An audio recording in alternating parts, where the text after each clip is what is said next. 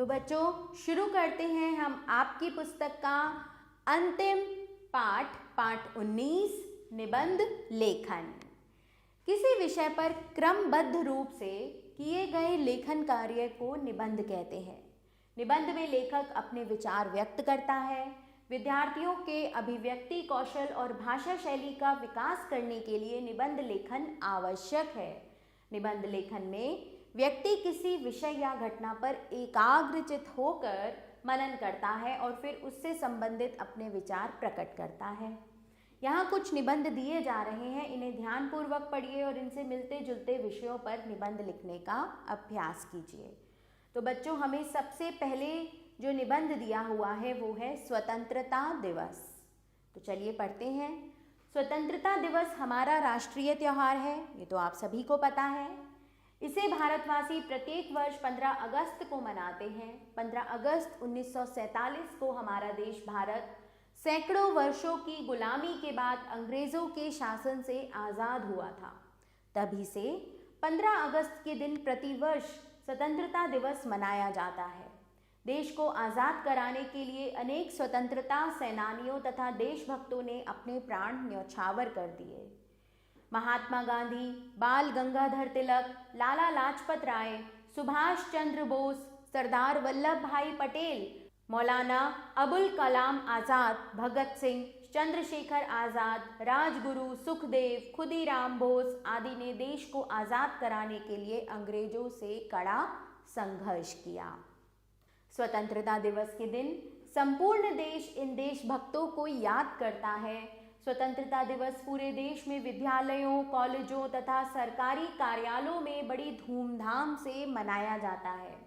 राष्ट्रीय त्यौहार होने के कारण इस दिन भारत में सार्वजनिक अवकाश होता है। स्वतंत्रता दिवस का मुख्य समारोह दिल्ली के लाल किले पर आयोजित होता है। यहाँ भारत के प्रधानमंत्री राष्ट्रीय ध्वज तिरंगा फहराकर देशवासियों को संबोधित कर राष्ट्र के नाम संदेश देते हैं। भारत की तीनों सेनाएं, थल सेना, जल सेना, वायु सेना राष्ट्र ध्वज को सलामी देती हैं।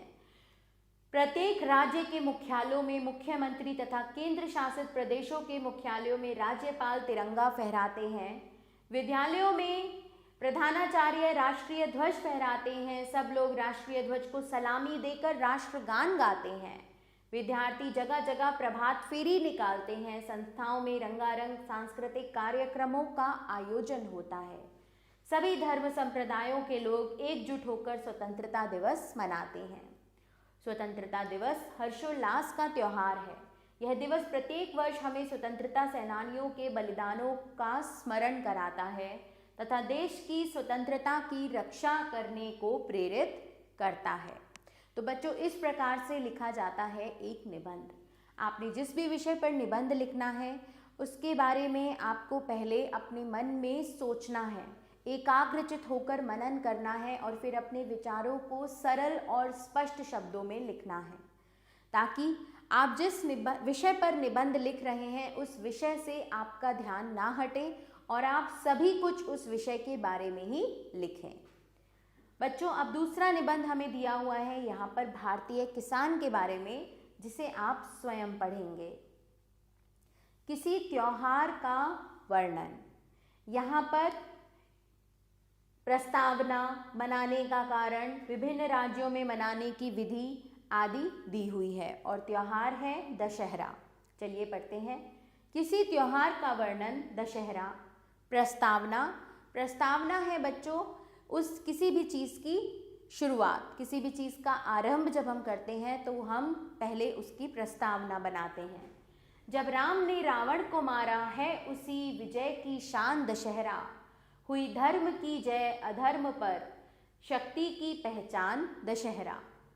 भारतवर्ष की पावन धरती पर अनेक त्योहार मनाए जाते हैं। यह त्योहार हमें अपनी महान संस्कृति का ज्ञान कराते हैं। इनमें से कुछ ऐसे भी हैं जिनसे हमें पता चलता है कि धर्म की अधर्म पर हमेशा जीत होती है। दशहरा या विजयादशमी भी इसी प्रकार का त्यौहार है। यह हमें शक्तिशाली बनने और धर्म की रक्षा करने की प्रेरणा देता है। अब मनाने का कारण। आश्विन मास के शुक्ल पक्ष की दशमी को विजयादशमी होती है। इस दिन भगवान श्री राम ने लंका के अत्याचारी राजा रावण का वध करके विजय प्राप्त की थी। रावण पर विजय प्राप्त करने की स्मृति में ही यह त्योहार मनाया जाता है। विभिन्न राज्यों में मनाने की विधि। बंगाल में यह त्योहार दुर्गा पूजा के रूप में अत्यंत धूमधाम से मनाया जाता है। पुराणों की एक कथा के अनुसार महिषासुर नामक राक्षस के अत्याचारों से जब संपूर्ण पृथ्वी त्राही त्राही कर उठी तो माँ दुर्गा ने उसके साथ 9 दिन तक घोर युद्ध किया। उसके बाद 10वें दिन उन्होंने महिषासुर को मार गिराया। इसलिए 9 दिन तक नवरात्र पूजा होता है और 10वें दिन दुर्गा की प्रतिमा को नदी या समुद्र में विसर्जित किया जाता है। दशहरे से कुछ दिन पूर्व से ही उत्तर भारत में स्थान स्थान पर रामलीला का आयोजन किया जाता है। दशहरे वाले दिन मनोहारी झांकियां निकाली जाती हैं। इस अवसर पर मेघनाद, कुंभकर्ण तथा रावण के पुतले बनाए जाते हैं। सायं के समय भगवान राम के स्वरूप द्वारा न पुतलों में आग लगाई जाती है। इस उत्सव को देखने के लिए अपार जनसमूह उमड़ पड़ता है। पुतलों में आतिशबाजियों भी भरी रहती हैं, जिससे जोर जोर के धमाके होते हैं। इसी दिन क्षत्रिय लोग अपने अपने शस्त्रों का पूजन भी करते हैं। उपसंहार है बच्चों, विजयादशमी का त्यौहार अनेक दृष्टियों से महत्वपूर्ण है। यह त्यौहार हमें यह संदेश देता है कि धर्म की अधर्म पर सदा विजय होती है। श्री राम की रावण पर विजय धर्म की अधर्म पर, न्याय की अन्याय पर ही विजय थी। यह त्यौहार हमें धर्म, मर्यादा तथा कर्तव्य पालन की प्रेरणा देता है। भारत की संस्कृति में त्योहारों का विशेष महत्व है। हमें चाहिए कि हम त्योहारों को हर्ष और उल्लास से मनाएं और उनसे प्रेरणा लें। बच्चों, अगला निबंध हमें दिया हुआ है महात्मा गांधी के बारे में, हमारे राष्ट्रपिता के बारे में। तो आप इस निबंध का अध्ययन बच्चों स्वयं करेंगे। फुटबॉल मैच, आप में से कई बच्चे जानते होंगे कि फुटबॉल मैच किस प्रकार खेला जाता है और कई बच्चे उसे खेलते भी होंगे या फिर उसे टीवी पर देखते होंगे। तो आप इस निबंध का अध्ययन भी स्वयं करें। इसके बाद है समाचार पत्रों से लाभ। बच्चों, समाचार पत्रों से क्या क्या लाभ होते हैं, हमें इन्हें क्यों पढ़ना चाहिए, ये सब यहाँ पर लिखा हुआ है, आपने इसे पढ़ना है। विद्यार्थी जीवन। तो बच्चों, आप इन सभी निबंधों का अध्ययन करेंगे। विज्ञान के चमत्कार, फिर है व्यायाम का महत्व और सबसे अंत में है बच्चों परिश्रम का महत्व। तो चलिए सबसे अंत में निबंध जो 10 है परिश्रम का महत्व, इसे पढ़ते हैं। परिश्रम में ही विकास का रहस्य निहित है। परिश्रम के बल पर ही मनुष्य ने ज्ञान विज्ञान के क्षेत्र में सभी उपलब्धियों को प्राप्त किया है। परिश्रम के बल पर ही जीवन को सुखमय बनाया जा सकता है। परिश्रम रहित व्यक्ति का जीवन दुखमय होता है। ईश्वर भी परिश्रमी व्यक्ति की ही सहायता करता है। कहाँ भी गया है, परिश्रम ही सफलता की कुंजी है। इतिहास साक्षी है कि जिन लोगों ने भी निरंतर परिश्रम किया वे सफल भी रहे। प्राचीन काल में ऋषि मुनि निरंतर तपस्या करके सिद्धियां प्राप्त करते थे। वैज्ञानिकों ने निरंतर परिश्रम द्वारा अनेक आविष्कार करके जीवन को सुखमय बनाया है। खिलाड़ी, अभिनेता, चिकित्सक, वैज्ञानिक आदि सभी की सफलता का राज परिश्रम ही है। परिश्रम के बिना कोई भी उपलब्धि नहीं प्राप्त हो सकती है। परिश्रम रहित व्यक्ति का जीवन अभिशाप एवं बोझ बन जाता है। मनुष्य के भाग्य का निर्माण उसके परिश्रम से ही होता है।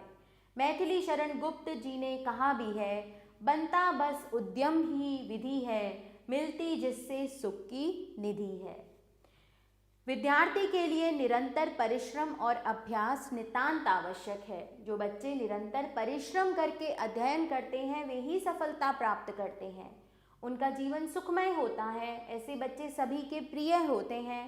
परिश्रम से जी चुराने वाला विद्यार्थी अपने लक्ष्य से भटक जाता है। संसार की सभी उपलब्धियों के पीछे परिश्रम का ही हाथ है। परिश्रम में असंभव को भी संभव कर दिखाने की शक्ति है। मनुष्य को परिश्रम रूपी अमूल्य निधि को अपनाकर अपने जीवन को सुखमय बनाना चाहिए। सरस सुखमय जीवन का राज भी तो परिश्रम में ही निहित है। कहाँ भी गया है, जिसने परिश्रम किया उसका जीवन सफल रहा। तो बच्चों, आप सभी को परिश्रमी बनना है, व अपने जीवन को सफल भी बनाना है। यहाँ इस पाठ में आए सभी निबंधों को आप अच्छे से अध्ययन करेंगे और उसके बाद निम्नलिखित विषयों पर आप निबंध भी लिखेंगे।